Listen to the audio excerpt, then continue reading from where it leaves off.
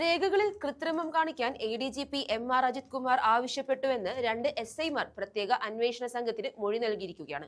ഇതോടെ കേസിൽ ഊരാക്കുടുക്കിലേക്കാണ് അജിത് കുമാർ വീണിരിക്കുന്നത്. പിണറായി വിജയന്റെ നവകേരള യാത്രയ്ക്കിടെ യൂത്ത് കോൺഗ്രസുകാരെ മർദ്ദിച്ച കേസിൽ അന്വേഷണ സംഘം സമർപ്പിച്ച അന്തിമ റിപ്പോർട്ടിൽ 5 ഗൺമാൻമാർക്ക് പുറമെ ഉന്നത ഉദ്യോഗസ്ഥർക്ക് കൂടി പങ്കുണ്ടെന്ന റിപ്പോർട്ട് പുറത്തുവന്നു. ഇതിനു പിന്നാലെയാണ് ADGPയുടെ ഓഫീസിൽ നിന്നും 2 SIമാരെ SIT പൊക്കിയത്. ഇവർ നൽകിയ മൊഴിയുടെ അടിസ്ഥാനത്തിലാണ് അജിത് കുമാറിന്റെ പങ്കിന് കൂടുതൽ വ്യക്തത വന്നത്. KSU യൂത്ത് കോൺഗ്രസ് നേതാക്കളെ മർദ്ദിച്ച മുൻ മുഖ്യമന്ത്രിയുടെ ഗൺമാൻമാരടക്കമുള്ള പ്രതികളെ രക്ഷിക്കാൻ രേഖകളിൽ കൃത്രിമം കാണിച്ചതുമായി ബന്ധപ്പെട്ട് 2 പോലീസുകാരിൽ നിന്നാണ് മൊഴിയെടുത്തത്. മുൻ സർക്കാരിന്റെ ഭരണകാലത്ത് ADGP MR അജിത് കുമാറിന്റെ തിരുവനന്തപുരത്തെ ഓഫീസിലുണ്ടായിരുന്ന 2 ഗ്രേഡ് SIമാരെയാണ് ആലപ്പുഴയിൽ വിളിച്ചു വരുത്തി പ്രത്യേക അന്വേഷണ സംഘം ചോദ്യം ചെയ്തത്. മണിക്കൂറുകളോളം നീണ്ട ചോദ്യം ചെയ്യലിൽ നിന്ന് നിർണായക വിവരങ്ങൾ ലഭിച്ചതായാണ് വിവരം. അജിത് കുമാറിന്റെ ഓഫീസിൽ റിപ്പോർട്ടുകൾ പരിശോധിച്ചിരുന്നവരാണ് ഈ ഉദ്യോഗസ്ഥരെന്നാണ് സൂചന. പ്രതികളെ കേസിൽ നിന്നും രക്ഷിക്കാൻ ചില രേഖകൾ മാറ്റുകയും പകരം പുതിയത് വയ്ക്കുകയും ചെയ്തിട്ടുണ്ടെന്ന് SIT കണ്ടെത്തിയിരുന്നു. ആക്രമണത്തിന്റെ വീഡിയോ ദൃശ്യങ്ങളും അന്നത്തെ അന്വേഷണ സംഘം രേഖപ്പെടുത്തിയ മൊഴികളും തമ്മിൽ പൊരുത്തക്കേടുകളുണ്ടെന്നാണ് SIT പറയുന്നത്. രേഖകളിൽ എങ്ങനെയാണ് തിരുത്തലും മാറ്റവും വരുത്തിയതെന്നതിനെ കുറിച്ച് പരിശോധിക്കുന്നതിന്റെ ഭാഗമായാണ് പോലീസുകാർ ചോദ്യം ചെയ്തത്.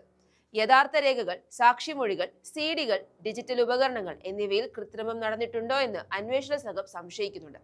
കേസിൽ തിരിമറി നടത്താൻ ഉദ്യോഗസ്ഥരുടെ ഭാഗത്തു നിന്നും ശ്രമമുണ്ടായോ, മേലുദ്യോഗസ്ഥരുടെ പ്രവൃത്തിക്ക് ഇവർ കൂട്ടുനിന്നോ തുടങ്ങിയ കാര്യങ്ങളും അന്വേഷണ സംഘം ചോദിച്ചറിഞ്ഞു. ചോദ്യം ചെയ്യലിൽ പൂർണ്ണമായും MR അജിത് കുമാറിനെ പ്രതിസ്ഥാനത്ത് നിർത്തിയാണ് കീഴുദ്യോഗസ്ഥർ മൊഴി നൽകിയിരിക്കുന്നത്.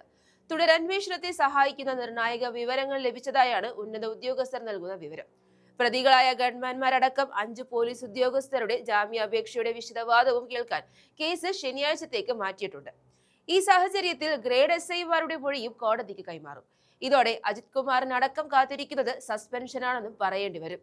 നേരത്തെ ഒരു കേസ് അട്ടിമറിക്കാൻ ഉന്നത IPS ഉദ്യോഗസ്ഥൻ ഔദ്യോഗിക പദവി ദുരുപയോഗം ചെയ്തുവെന്ന് കീഴുദ്യോഗസ്ഥൻ തന്നെ മൊഴി നൽകിയതോടെയാണ് അജിത് കുമാറിന് കുരുക്കുമുറുകുന്നത്.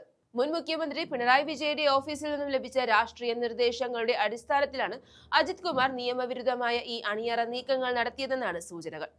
നവകേരള സദസ്സിന്റെ സുരക്ഷാ മേൽനോട്ടം വഹിച്ചിരുന്ന ADGP പാർട്ടി പ്രവർത്തകരെ പോലെയാണ് പെരുമാറിയതെന്ന ആക്ഷേപം UDF മുൻപേ തന്നെ ഉയർത്തിയിരുന്നു.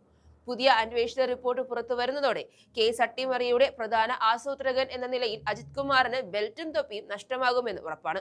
കള്ളരേഖ ചമയ്ക്കലടക്കമുള്ള ജാമ്യമില്ലാ വകുപ്പുകൾ പ്രകാരം അദ്ദേഹത്തിനെതിരെ ക്രിമിനൽ കേസെടുക്കേണ്ടി വരും.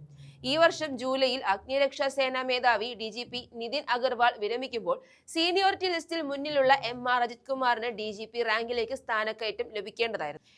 എന്നാൽ ആലപ്പുഴ കേസ് അട്ടിമറിയിൽ SITയുടെ അന്തിമ റിപ്പോർട്ട് വരുന്നതോടെ അജിത് കുമാറിനെതിരെ സസ്പെൻഷൻ ഉൾപ്പെടെയുള്ള കടുത്ത അച്ചടക്ക നടപടികളിലേക്ക് പുതിയ UDF സർക്കാർ കടക്കുമെന്ന് ഉറപ്പാണ്. മുൻപ് നടന്ന അന്വേഷണത്തിൽ തെളിവുകൾ മറച്ചുവെക്കാനും വ്യാജരേഖ നിർമ്മിക്കാനും പ്രതികളെ രക്ഷിക്കാനും ശ്രമം നടന്നെന്ന് SIT കണ്ടെത്തിയിട്ടുണ്ട്. ഇത് സാധൂകരിക്കുന്ന തെളിവുകൾ 2 SIമാർ കൂടി കൈമാറിയതോടെ അന്വേഷണം അന്തിമഘട്ടത്തിൽ എത്തി നിൽക്കുകയാണ്.